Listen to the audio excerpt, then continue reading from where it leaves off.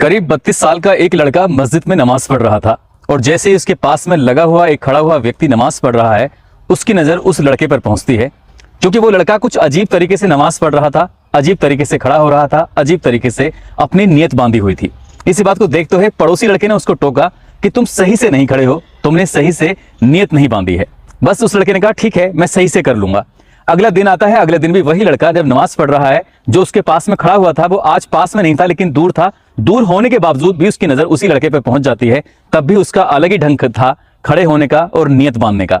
उस लड़के को दूसरे दिन भी अजीब लगता है। समझाने पर भी वो लड़का समझ नहीं पा रहा था कि आखिरकार ये समझाने की क्या कोशिश कर रहा है। 2-3 दिन बीत जाते हैं। उस लड़के को लगता है कि ये एक अजीब है, इसलिए वो मौलाना के पास जाता है और जाकर कहता है कि मस्जिद में करीब 32 साल का एक लड़का है जो अजीब तरीके से नमाज पढ़ता है, जरा देखो तो सही वो है कौन।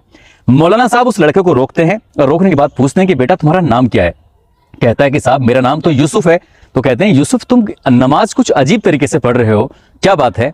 जब उससे जानने की कोशिश की जा रही थी तो इसी बीच में कोई उसका फोटो खींचता है और फोटो खींचकर सोशल मीडिया पर अपलोड कर देता है, क्योंकि जिसने फोटो खींचा था वो उसके बारे में थोड़ी बहुत हकीकत जानता था। और जैसे ही सोशल मीडिया पर ये फोटोग्राफ वायरल होता है, अब बात ये न केवल उस जिले में थी बल्कि पूरे प्रदेश में आग की तरह फैल जाती है। शायद ही सोशल मीडिया का या प्रिंट मीडिया का या इलेक्ट्रॉनिक मीडिया का कोई भी ऐसा प्लेटफॉर्म होगा जहां पर उस लड़की की फोटो वायरल नहीं हो रही थी।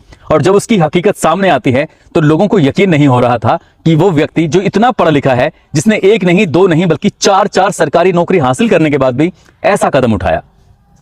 आदाब, नमस्कार, सत श्री अकाल। मैं उस्मान सैफी। आज की जो सच्ची घटना मैं आपको सुनाने जा रहा हूं, ये सच्ची घटना है उत्तर प्रदेश का एक जिला है हमीरपुर और उसी की एक तहसील लगती है मोदहा। दरअसल मोदहा तहसील में नायब तहसीलदार के सामने एक लड़की जो अच्छी खूबसूरत है, जिसकी उम्र लगभग 25 साल के आसपास है, जो अपने अब्बू के साथ एक फरियादी बनकर आई थी अधिकारी से मिलने के लिए। बड़े अधिकारी के पास जाते हैं, बातचीत करते हैं। उस अधिकारी की नजर उस लड़की यानी कि रुखसार पर टकटकी लगाए हुए देखते रहते हैं। देखते ही देखते पहली ही नजर में उस अधिकारी को उस मुस्लिम लड़की से मोहब्बत हो जाती है, प्यार हो जाता है। वो उसके अब्बू से बातचीत करते हैं, कहते हैं कि मुझे तुम्हारी लड़की से मोहब्बत हो गई है।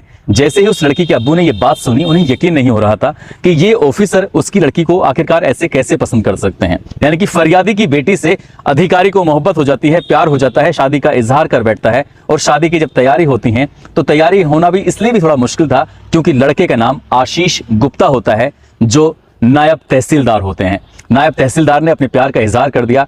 लड़की के पिता ने कुछ शर्तें रखी और वो शर्तें उस लड़के को आखिरकार माननी पड़ी।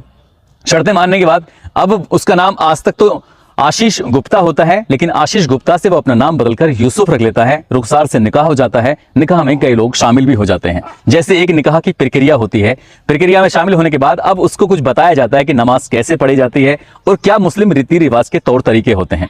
यहाँ से वो मस्जिद जाता है नमाज पढ़ने के लिए। पहले दिन जाता है तो पड़ोस में खड़े हुए व्यक्ति को कुछ अजीब लगता है, दूसरे दिन भी अजीब लगता है, तीसरे दिन भी अजीब लगता है, लेकिन तीसरे चौथे दिन वो लड़का जो पड़ोस में लगा हुआ था, जो बार बार उसकी नजर उस नायब तहसीलदार पर पड़ती थी, वो जाकर मौलाना से कहता है कि मौलाना साहब कुछ अजीब लग रहा है और ये व्यक्ति शायद सही से नहीं पढ़ रहा है। और जो उसके बारे में पता निकाला जाता है तो उसका नाम असल में तो आशीष गुप्ता होता है, लेकिन उसने मस्जिद के अंदर बताया था अपना नाम यूसुफ। अब यूसुफ का फोटो जब सोशल मीडिया पर वायरल होता है, सिर पर टोपी लगी हुई थी और ये फोटो वायरल होता होता उसके जगह पहुंच जाता है जहां वो पैदा होता है। दरअसल ये पैदा होता है कानपुर नगर का एक इलाका है हनुमंत बिहार, तो वहीं का वो निवासी होता है। इसके पिता का नाम होता है राजा बेटा गुप्ता, जो कि हनुमानगढ़ी मंदिर के बाहर वो ठेला लगाकर मिठाइयां बेचा करते थे।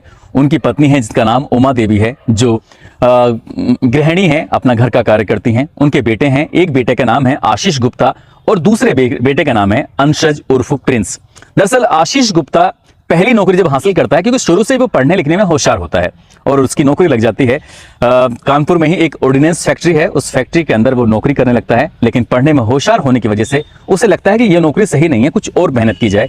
इसलिए उसने मेहनत की और मेहनत करने के बाद उसका लेखपाल के लिए चयन हो जाता है। जब वो लेखपाल बनता है तो कानपुर देहात का एक इलाका होता है पुखराइयां, वहां पर उसकी पोस्टिंग हो जाती है। कुछ दिन बीतते हैं, उसे लगता है कि शायद ये नौकरी भी कम है, इसलिए और मेहनत की जाए। और मेहनत करता है तो कानून गो, जो कि लेखपाल से ऊपर होते हैं, नायब तहसीलदार से नीचे की पोस्ट होती है, उसके लिए सिलेक्शन हो जाता है। सिलेक्ट होने के बाद ये सब कुछ जिंदगी में ठीक चल रहा था और इसी बीच में उसका एक रिश्ते में लगने वाली बहन जो उसे बहुत अच्छी लगने लगती है, प्यारी लगने लगती है। उस लड़की का नाम होता है आरती गुप्ता।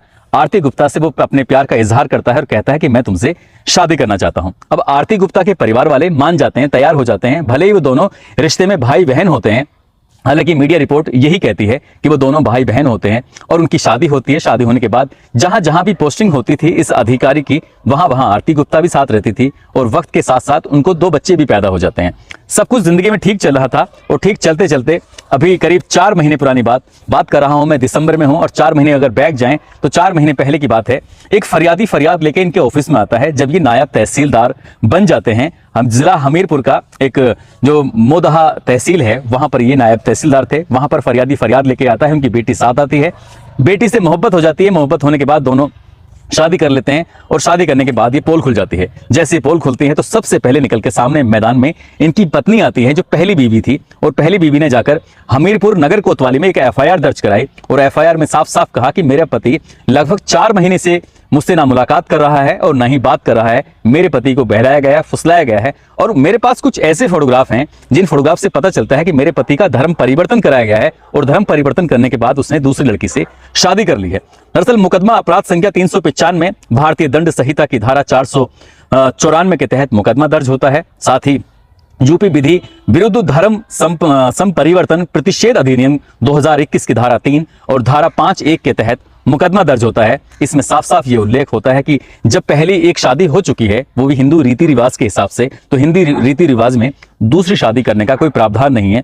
उसने साफ साफ इल्जाम लगाया आरती गुप्ता ने, क्योंकि उसके पति को बहलाया गया, फुसलाया गया। लड़की के पिता, लड़की के मौसा, मस्जिद के 2 मुअज्जिन होते हैं, उन सहित 8 लोगों ने मेरे पति के साथ कुछ गलत किया है और मुकदमा दर्ज कर लीजिए। मुकदमा दर्ज हो जाता है और 3 लोगों की गिरफ्तारी भी हो जाती है। साथ ही 3 लोगों की गिरफ्तारी होने के बाद अब न केवल इस अधिकारी की बात पर बात बनाती है, पुलिस गिरफ्तार करती है। गिरफ्तार करने के बाद तहसीलदार के सुपुर्द कर देती है कि भाई सरकारी अधिकारी है, लेकिन इसने न केवल पत्नी के नियमों का उल्लंघन किया है, इसने न केवल विवाह के नियमों का उल्लंघन किया है, बल्कि उत्तर प्रदेश की सरकार में एक बड़े पद पर होने के बावजूद भी सरकार के नियमों का भी उल्लंघन किया है।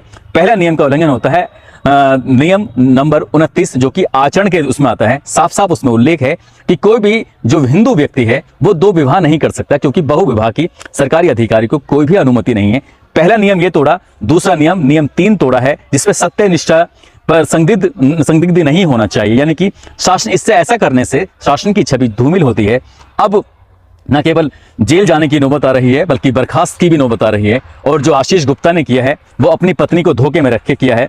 आगे क्या होगा क्या नहीं होगा ये तो खैर भविष्य के गर्भ में छिपा है, लेकिन पुलिस ने जब इस मामले की, अधिकारियों ने जब इस मामले की जांच की, खासकर डीएम राहुल पांडे ने जब एसडीएम राजेश मिश्रा को जब जांच के आदेश देते हैं, तो पता चलता है कि ये बेहद गरीब परिवार का व्यक्ति होता है और इसने शुरू से ही बहुत तंग हाली में अपना जिंदगी गुजारी थी। लेकिन आज लगभग बताया जाता है कि इस व्यक्ति के नाम लगभग 6 करोड़ रुपए की चल अचल संपत्ति है। वो संपत्ति कहां से आई है, कैसे आई है, इससे पता चलता है कि फरियादी की बेटी से निकाह करने की इसे बहुत बड़ी कीमत भविष्य में चुकानी पड़ सकती है। दोस्तों, इस पूरे घटनाक्रम को सुनाने का उद्देश्य किसी को परेशान करना नहीं है, किसी का दिल दुखाना नहीं है, बल्कि आपको जागरूक करना है, आपको सचेत करना है, आपको बताना है, जताना है कि भविष्य में जो कदम उठाए जाते हैं, भविष्य के लिए जो कदम उठाए जाते हैं, थोड़ा सोच समझ के उठाना चाहिए था। शासन भी शायद दूसरे निकाह के लिए मना नहीं कर रहा है, लेकिन शासन का यही मंशा है कि जो नियम है, पहली पत्नी से कम तलाक ले लेना चाहिए था, तब जाकर रुखसार से भले ही शादी कर लेता तो सब कुछ उसकी जिंदगी में ठीक चलता रहता। लेकिन पहली पत्नी को तलाक दिए बिना ही दूसरी शादी कर लेता है, इसलिए इसकी जिंदगी में मुसीबतें बढ़ती चली जाती हैं। आज जाते जाते ज्योति हैं, जो कि प्रयागराज के रहने वाली हैं, आज इनका जन्मदिन है। इनको जन्मदिन की ढेरों सारी शुभकामनाएं, बहुत बहुत मुबारकबाद। साथ ही आजमगढ़ के जानकीपुर के रहने वाले शैलेंद्र यादव जी का भी आज जन्मदिन है, इनको भी जन्मदिन की ढेरों सारी शुभकामनाएं, बहुत बहुत मुबारकबाद। साथ ही कुछ लोगों ने नाम लेने की अपील की है, जिसमें मोहम्मद वसीम अकरम है, तुकाराम है, शाहनवाज खान, असलम रजा, अजय यादव, राहुल गिरी, गौरव गौतम, शंकर लाल, याकूब खान, कुर्बान गुज्जर, बरकत अली, शेख इमाम, आलोक पटेल, पंकज गुप्ता। आप सब लोग अपना ख्याल रखें, सुरक्षित रहें। जय हिंद, जय भारत।